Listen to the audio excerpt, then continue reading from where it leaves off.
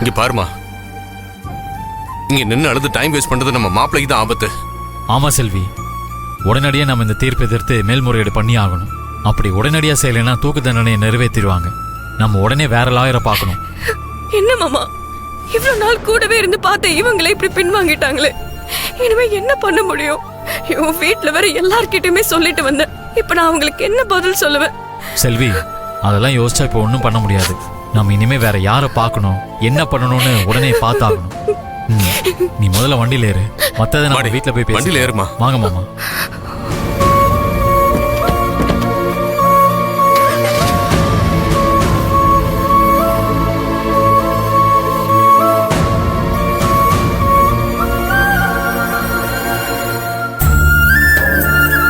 வேலு, வேலு, என்ன வேலு, என்ன யோசிச்சுட்டு இருக்க?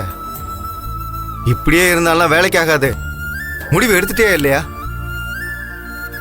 தப்பே செய்யாம இப்படி தப்பிச்சு போய் ஒரு பெரிய தப்பு செஞ்சிருமோன்னு பயமா இருக்குனே.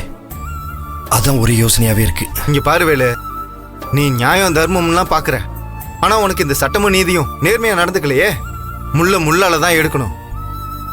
அதே மாதிரிதான் நம்ம மனசாட்சிங்கிற சட்டம் நமக்கு எது நல்லதோ அதையே தான் நம்மளை செய்ய சொல்லும். அதனால இதுக்கு மேல யோசிச்சு குழம்பாத. நான் குழம்பலனே. என்னால புதுசா ஒரு குழப்பம் செல்விக்கோ இல்ல என் குடும்பத்துக்கோ வந்துடக்கூடாதுன்னு நான் நினைக்கிறேன். வேலு, நீ நிரபராதி. அப்படி இருக்கிறப்ப என்ன பிரச்சனை வரும்? நீ தப்பிச்சு போய் உன் பொண்டாட்டியோட கொஞ்ச நாள் தலைமறைவாரு. ஒரு கட்டத்துக்கு மேல உன்கிட்ட எவிடன்ஸ் இருக்குல்ல, அதை வச்சு கோர்ட்ல மேல்முறையீடு பண்ணு. உண்மையான குற்றவாளிக்கு தண்டனை வாங்கி கொடு. ஆமா வேலு, அதான் சரியா இருக்கும்.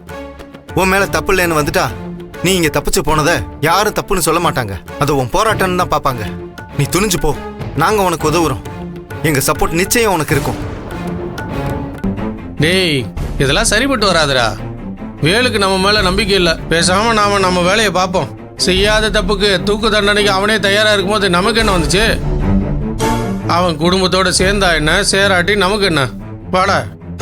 அண்ணே, நான் அதை பத்தி எல்லாம் யோசிக்கல.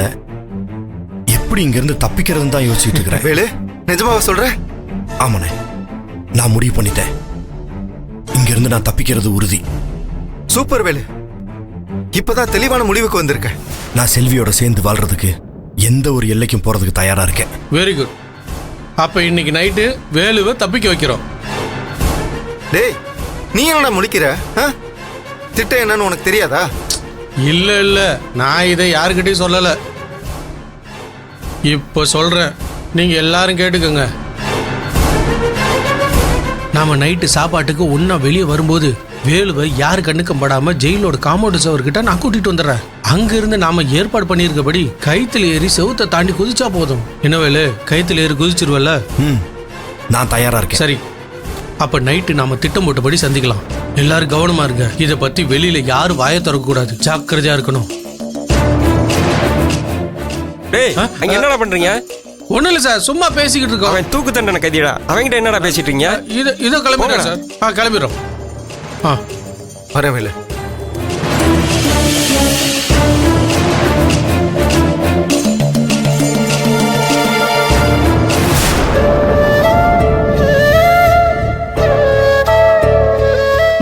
நான் சமைச்சிட்டேன், வாங்க சாப்பிட போலாம். மகா, திருவுக்கு கொஞ்சம் ஃபோன் பண்ணி பாரு. வக்கீல பார்க்க போனவங்க இன்னும் ஆளை காணோம். என்னாச்சோ ஏதாச்சோன்னு மனசு பதறுது. என்னாச்சுன்னு கேள. மா, போன இடத்துல கேஸ் விஷயமா பேச முன்ன பின்ன நேரம் ஆகும். அப்புறம் மேல்முறையீடு பண்ணணும்னா அவங்க நிறைய விஷயம் பண்ண வேண்டியிருக்கும். அதை பத்திலாம் பேசிட்டு வந்துருவாங்க. நீங்க பதட்டப்படாம இருங்கம்மா. ஆமா சம்பந்தி, அவங்க எல்லாரும் போயிருக்காங்கல்ல, ஏதாவது பேசி நல்ல முடிவோடு வருவாங்க.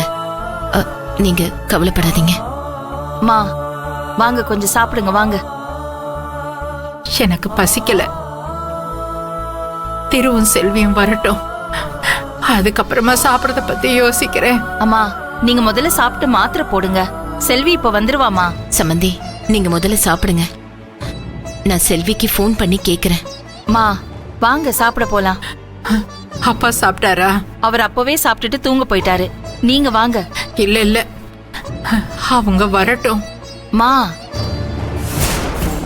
என்னடி இது? திரும்பவும் அக்கா தங்கச்சி அம்மான்னு எல்லாரும் ஒரே இடத்துல உறவு கொண்டாடிட்டு இருக்காங்க. எல்லாத்துக்கும் காரணம் அந்த கிழவன் தாம்மா. சாக போனவன் பொழைச்சு வந்து எல்லாரையும் சேர்த்து வச்சுட்டான். பத்தாததுக்கு இந்த கிழவி வேற தூக்குல தொங்க போறேன் என் புள்ள வர வரைக்கும் இங்கேயே இரு செல்வின்னு புடிச்சு வச்சுக்கிட்டா. இது எல்லாத்தையும் என் புருஷனும் சேர்ந்து பண்ணிட்டு இருக்காரு. ச்சே, இந்த கிழவனும் செத்துருவான், வேலுவும் ஜெயிலுக்குள்ள செத்துருவான். இனி இந்த செல்வி மகா தொல்லை இல்லன்னு நினைச்சேன். ஆனா எல்லாம் தலைகீழ மாறி அந்த வேலு கேஸ திரும்ப எடுத்து ஜெயிச்சிருவேன்னு அந்த செல்வி சபதம் வேற போட்டிருக்கா.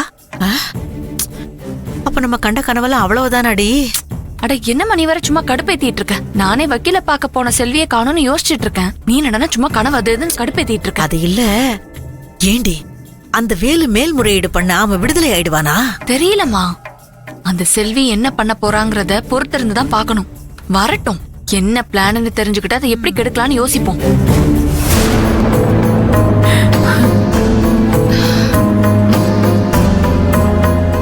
தம்பி, என்னங்க வக்கீல் ஆபீஸ் போயிட்டு வரதுக்கு இவ்ளோ நேரமா? முதல்ல கொஞ்சம் தண்ணி எடுத்துட்டு வா.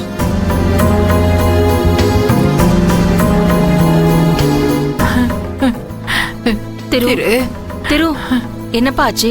போன காரியம் நல்லபடியா முடிஞ்சதா?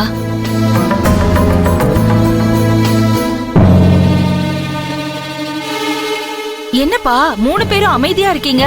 என்ன ஆச்சு? அந்த செல்வியோட முகத்துல உற்சாகமே இல்லையேம்மா. ஏதோ பிரச்சனைன்னு நினைக்கிறேன். ஆமாண்டி, மாப்பிள்ளையே அமைதியா இருக்காரே. இரு என்ன சொல்றாங்கன்னு கேப்போம். செல்வி, என்னம்மா எதுவுமே பேசாம இருக்கே?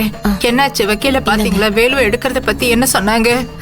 அது வந்து நீ செல்வி, என்னம்மா எதுவும் பிரச்சனையா? பிரச்சனை எல்லாம் இல்லக்கா. ஆனா போன இடத்துல வக்கீல் இந்த கேஸை தொடர்ந்து நடத்த விருப்பம் இல்லைன்னு சொல்லிட்டாங்க.